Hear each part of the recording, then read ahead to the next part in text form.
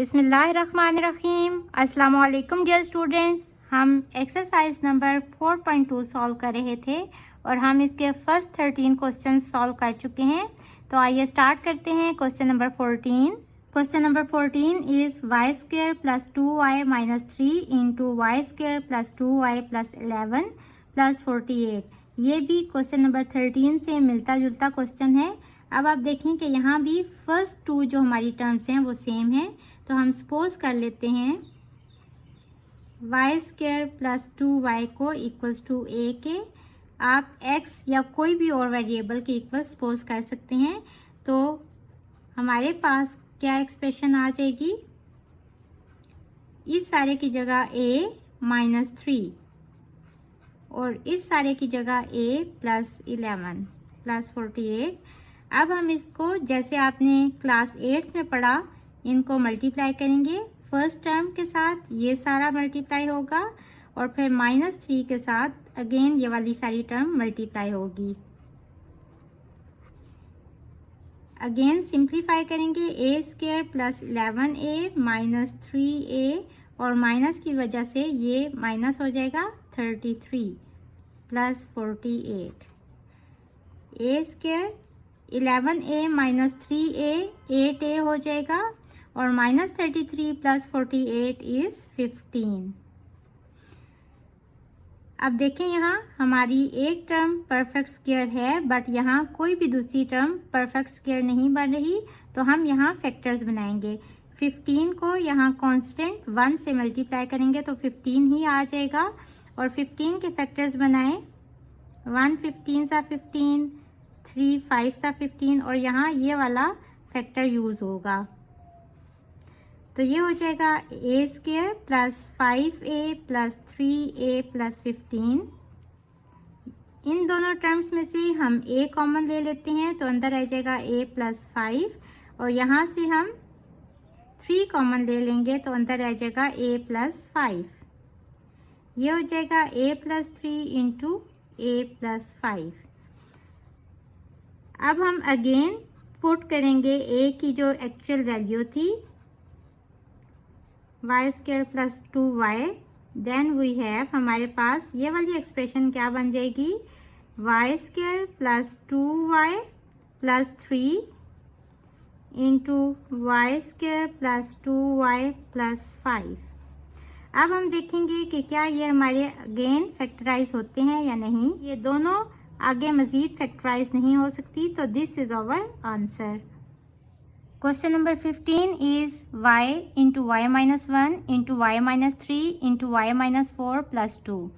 Students question number 14 में हमारे पास bracket के अंदर फर्स्ट टू टर्म्स सेम थी तो हमने उसको किसी और वेरिएबल a के इक्वल सपोज कर लिया था।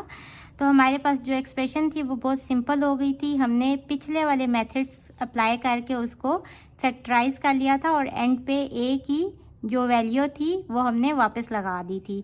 तो यहाँ भी हम कुछ ऐसे ही करने की कोशिश करेंगे बट उसके लिए हमने दो टर्म्स को सेम करना है। तो यहाँ देखें, अगर हम इसको y से मल्टीप्लाई करें y इंटू वाई माइनस 4 और इन दो टर्म्स को आपस में मल्टीप्लाई करें y minus 1 and y minus 3 को, तो देखते हैं कि क्या हमारे पास इक्वल टर्म्स आती हैं या नहीं। यहाँ देखें जब ये इसे मल्टीप्लाई होगा तो 4y हो जाएगा और यहाँ देखें माइनस 3 और माइनस 1 भी माइनस 4y बनेगा। तो इस वजह से हमने इन दो टर्म्स को इकट्ठा किया और इन दो टर्म्स को इकट्ठा किया। अब हम इनको मल्टीप्लाई करेंगे। y से मल्टीप्लाई होगा तो हो जाएगा y square minus 4y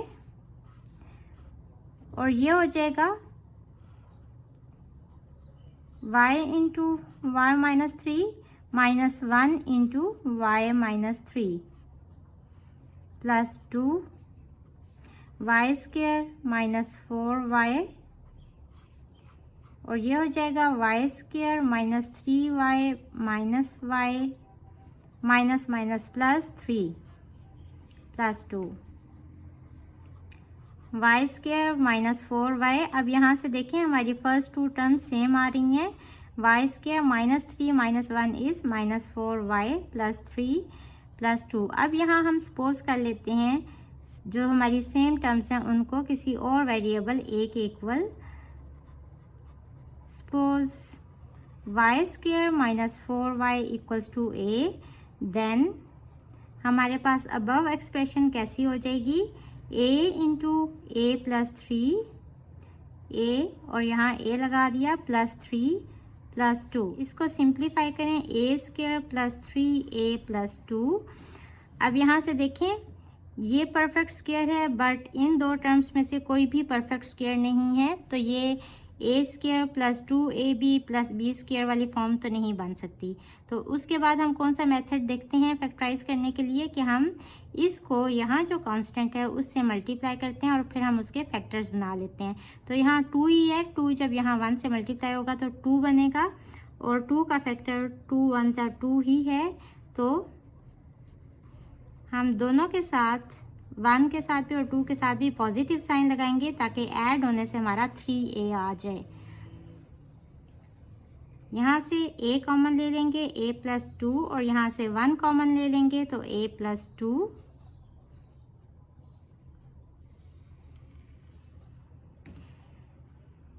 again यहाँ से देखें a प्लस 2 कॉमन लेंगे तो हमारे पास आ जाएगा यहाँ a और यहाँ प्लस 1। अगेन हम यहाँ क्या करेंगे, a की जो ओरिजिनल वैल्यू थी वो पुट कर देंगे, वाई स्क्वायर माइनस 4y। तो हमारे पास ये वाली एक्सप्रेशन बन जाएगी y square minus 4y plus 2 into y square minus 4y plus 1।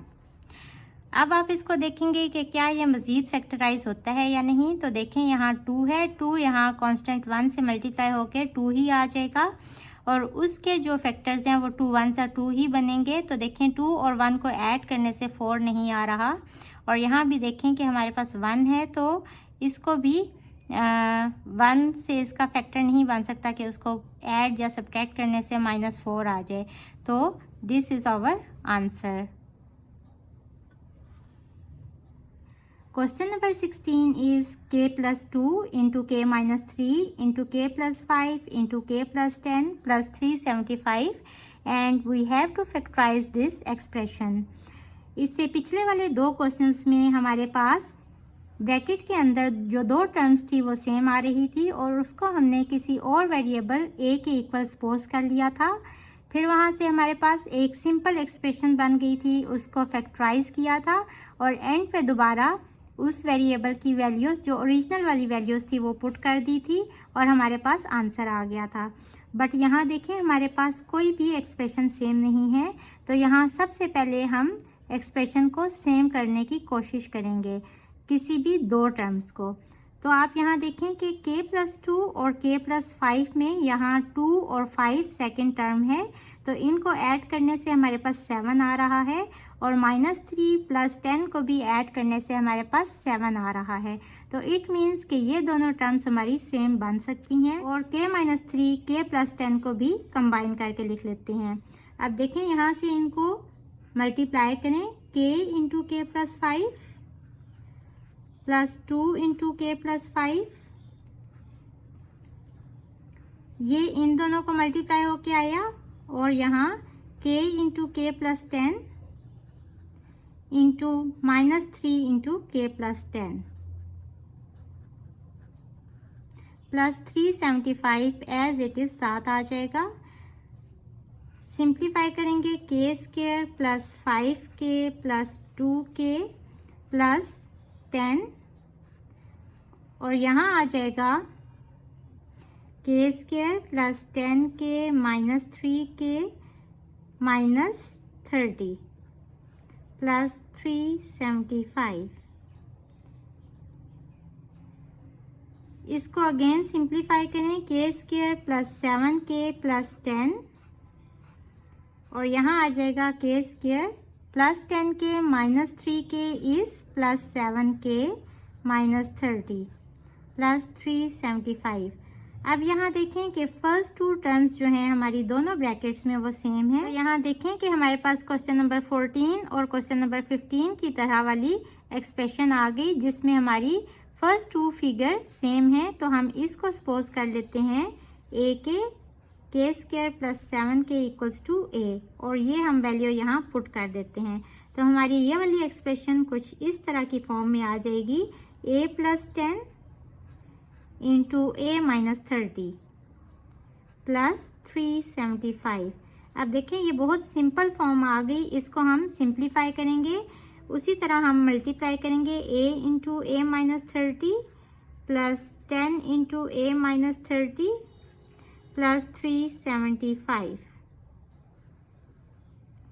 इसको सिंप्लीफाई करें, a square minus 30a plus 10a minus 10 30 ज़ा 300 प्लस 375।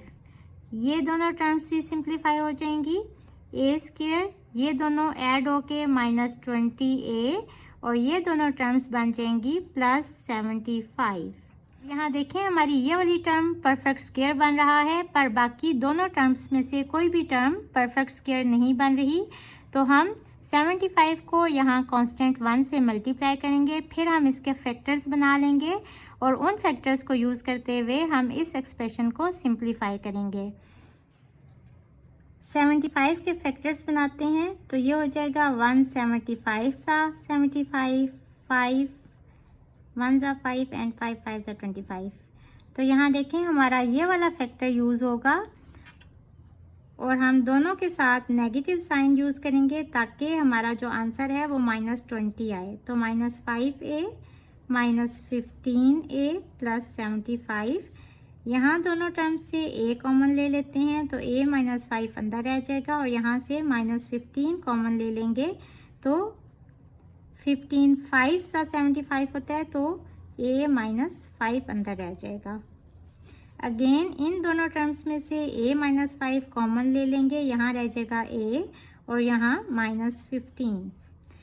अब हम अगेन इसमें a की ओरिजिनल वैल्यूज़ पुट कर देंगे जो हैं के स्क्वायर प्लस 7k। तो पुट करेंगे हमारे पास आ जाएगा के स्क्वायर प्लस 7k माइनस 5 और के स्क्वायर प्लस 7k माइनस 15। अब यहाँ देखें आप 5 को 1 से मल्टीप्लाई करें तो 5 1 ज़ा 5, और 5 के आप फैक्टर्स बनाएंगे तो सिर्फ यही वाला फैक्टर एक आएगा। इसको ऐड करने से हमारे पास 7 नहीं आ रहा, तो इट मीन्स कि ये वाली टर्म हमारी मज़ीद सिंप्लीफाई नहीं हो सकती। यहाँ देखें 15 है, 15 को 1 से मल्टीप्लाई करें तो आपके पास 15 ही आ जाएगा, और 15 के आप फैक्टर्स बनाएं तो यहाँ देखें किसी भी फैक्टर को यूज़ करते हुए हमारे पास 7k नहीं आ रहा, तो इट मीन्स कि यही हमारा रिक्वायर्ड आंसर होगा। स्टूडेंट्स होपफुली आपको आज के लेक्चर की समझ आ गई होगी। इसके साथ ही मुझे दें इजाज़त। अल्लाह हाफिज़।